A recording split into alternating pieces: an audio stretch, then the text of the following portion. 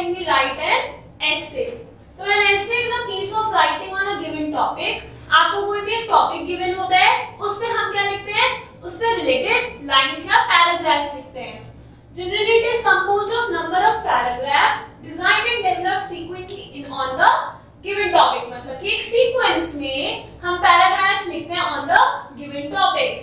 जो order of arranging the thoughts in well connected paragraphs keeping in mind the principles of, मतलब कि जो हमारे थॉट्स होते हैं उनको हम पैराग्राफ में क्या ध्यान रख के करते हैं. First is principle of unity, coherence and proportion is of utmost importance. ऐसा नहीं होना चाहिए कि कोई लाइन खत्म हुई और उसका कोई आगे मतलब नहीं था.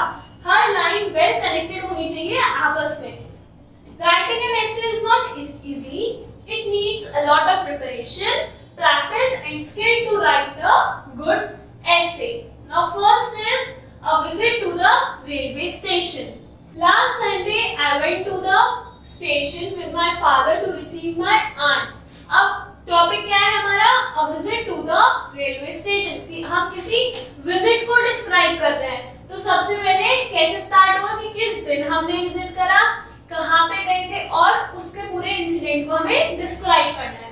तो लास्ट संडे किसके साथ गए थे, फादर के साथ. क्यों गए थे railway station, to receive my aunt. We hired a taxi and reached the station.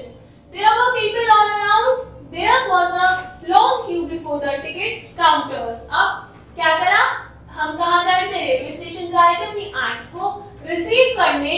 हमने टैक्सी हायर करी, हम रेलवे स्टेशन पहुंचे और वहां पे हमने क्या देखा, बहुत सारे लोग थे और टिकट काउंटर पे चलने की बहुत लंबी लाइन थी. My father bought 2 platform tickets and we went in. What a commotion was there on the platform. मतलब कि कितनी भीड़ थी वहां पर. People were shouting, engines were whistling. अब यहाँ पे हम पूरा सीन डिस्क्राइब कर रहे हैं कि रेलवे स्टेशन पे क्या था, कि क्या हो रहा था. जो लोग थे वो शाउट कर रहे थे, engines were whistling, vendors were buying, busy selling eatables. Then my father went to the inquiry counter and on return told me that the train was running on right time. फिर जो father थे वो कहाँ गए, inquiry counter पे गए to check कि जो ट्रेन है वो टाइम पे है या नहीं है. Then ये क्या था, फर्स्ट पैराग्राफ जिसमें हमने क्या डिस्क्राइब करा कि रेलवे स्टेशन का सीन कैसा था और हम वहां क्यों गए. Next is the station building was huge. There were various offices. फिर हमने क्या बताया कि जो स्टेशन की बिल्डिंग थी, हम फिर बिल्डिंग को डिस्क्राइब कर रहे हैं कि वो कैसी थी, वो बहुत बड़ी थी. वहां पे वेरियस ऑफिसेस थे. किन किन के ऑफिस थे हमने फिर वो डिस्क्राइब करा. Then There were a big waiting hall for the passengers. और रेलवे स्टेशन अगर आप कभी जाओगे तो क्या देखोगे, वहाँ पे बहुत बड़े-बड़े वेटिंग हॉल्स होते हैं. It was fitted with benches and electric fans. There were benches at different places on the platform also. अब प्लेटफॉर्म पे भी क्या होती है, बहुत सारी बेंचेस होती हैं अलग-अलग जगह. There were many tea stalls, book stalls, refreshment rooms. There was a long over stalls and tea stalls. अब इसमें हमने क्या डिस्क्राइब करा, पहले हमने बता दिया कि जब हम पहुंचे तब हमें क्या दिखा, कि बहुत भीड़ थी, बहुत लोग थे.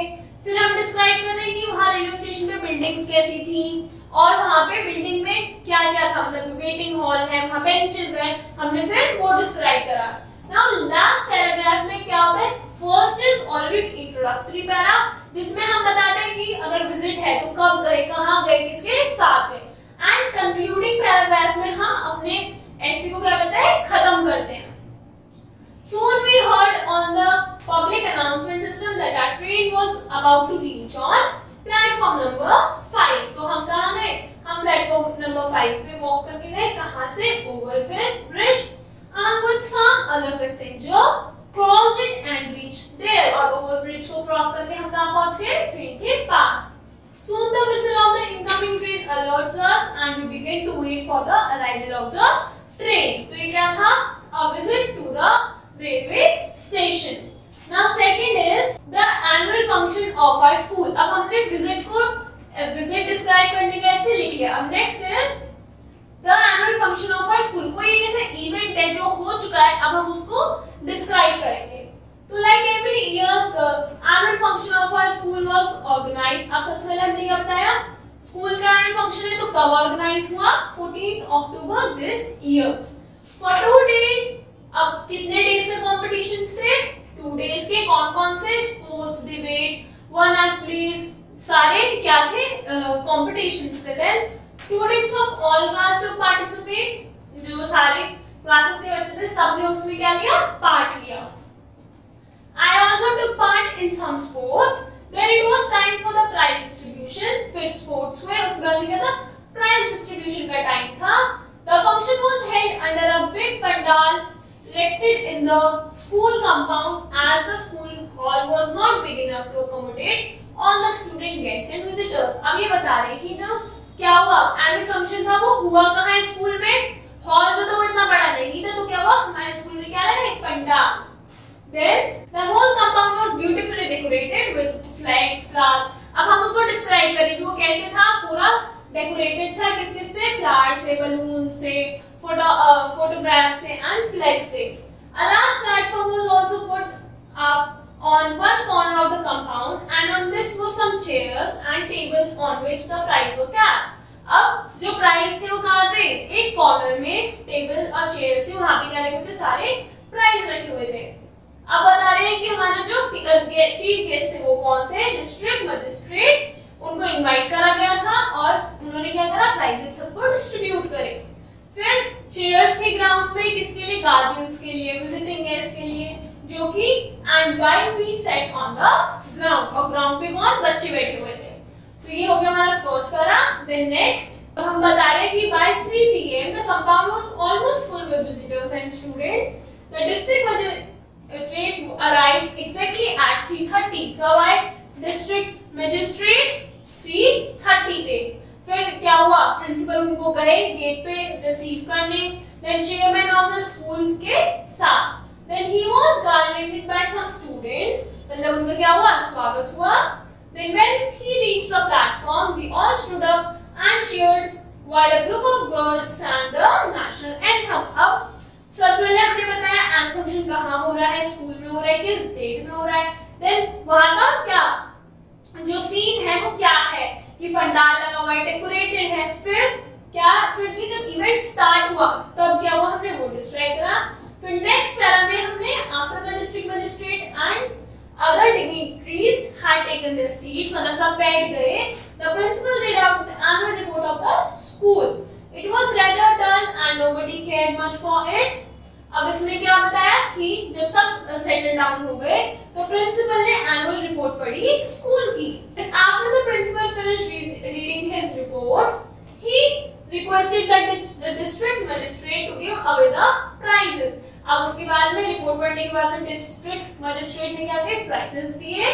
The school coordinators now came forward. He called the names of the prize winners who walked up to the platform और सबने एक करके क्या करा, प्राइजेस रिसीव करे। Then next paragraph कि जब प्राइज डिस्ट्रीब्यूशन हो गया तब क्या हुआ, The district magistrate made a short speech. उसने एक short speech दी।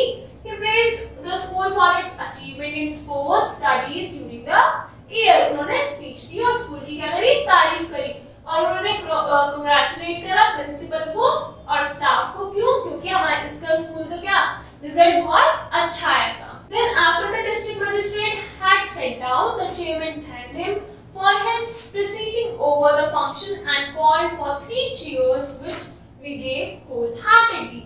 फिर उसके बाद में क्या हुआ, जब खत्म हो रहा है, अब एनुअल फंक्शन खत्म हो रहा है, तो हम क्या लिखेंगे यहाँ पे, a concluding statement. Then the district magistrate left and the principal declared a holiday in honor of his visit to our school. तो यहाँ पे हमारा फंक्शन खत्म हो गया।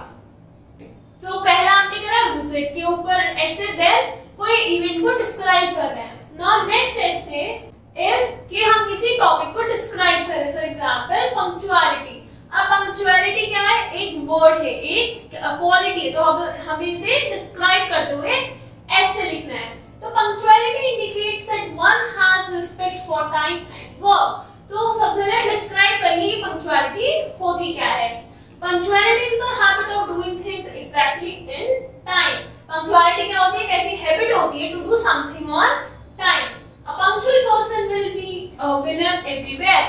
हमें कहते हैं सब कुछ टाइम से करना चाहिए, कभी भी लेट नहीं होना चाहिए। वो क्यों? क्योंकि जो पंक्चुअल पर्सन होता है उसकी क्या कैरेक्टरिस्टिक होती है कि they always do work on time.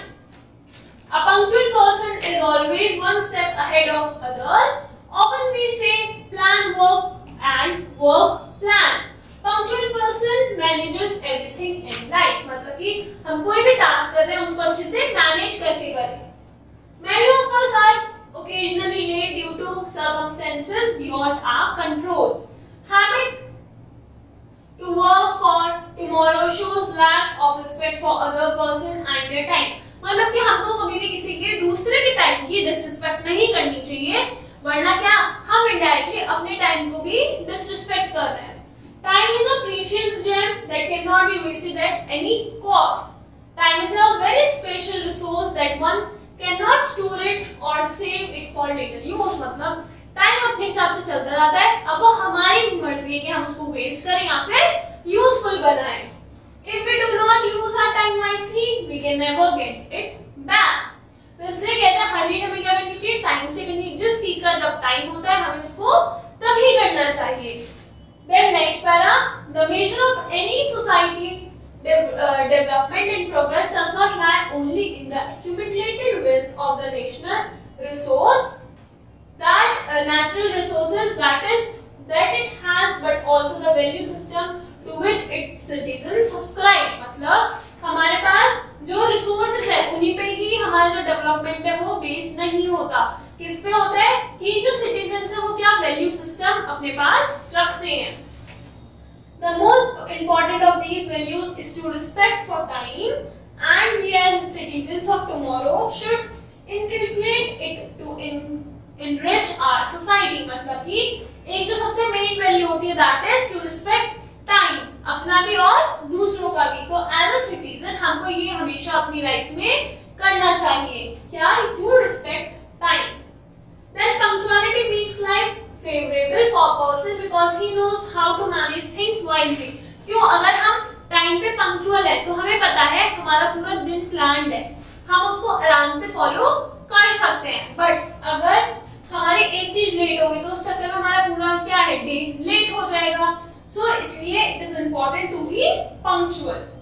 Punctuality is a kind of discipline. It prepares a person to fight with difficulties, and those who know the importance of time in life and the benefits of being punctual are actually successful person. मतलब जो लोगों को अपनी time की respect करनी आती है, उसके बेनिफिट्स पता है, वो हमेशा क्या होता है, सक्सेसफुल होते हैं। They influence people easily, क्योंकि वो अपनी लाइफ में अच्छा कर रहे हैं तो उन्हें देख के लोग क्या होते हैं, इन्फ्लुएंस होते हैं। Now punctuality is essential everywhere. ये हमेशा हर जगह जरूरी होती है। In business also this is very important. The necessity of doing our work punctually should be felt more need because we live today in a complicated society where each work is dependent on the other. मतलब कि अगर हम एक काम कर रहे हैं जिसकी हमारी टाइम लिमिट दी हुई है, हमें ट्राई करना होता है हम उसी में उस टास्क को खत्म करें। क्यों? अगर हम खत्म नहीं करेंगे उस टाइम लिमिट में तो बाकी के जो उसके ऊपर डिपेंडेंट टास्क है वो सब लेट हो जाएंगे। The smooth working of the modern work is due to an increased recognition of the necessity of doing our work punctually. मतलब कि जो स्मूथ वर्किंग होती है आज के जो टाइम में, स्ट्रक्चर के हिसाब से जो काम हो रहा है वो क्यों हो रहा है? क्योंकि लोगों को पता है पंक्चुअलिटी की importance. Punctuality being so important in life, it is necessary for every man to cultivate this habit from the very beginning.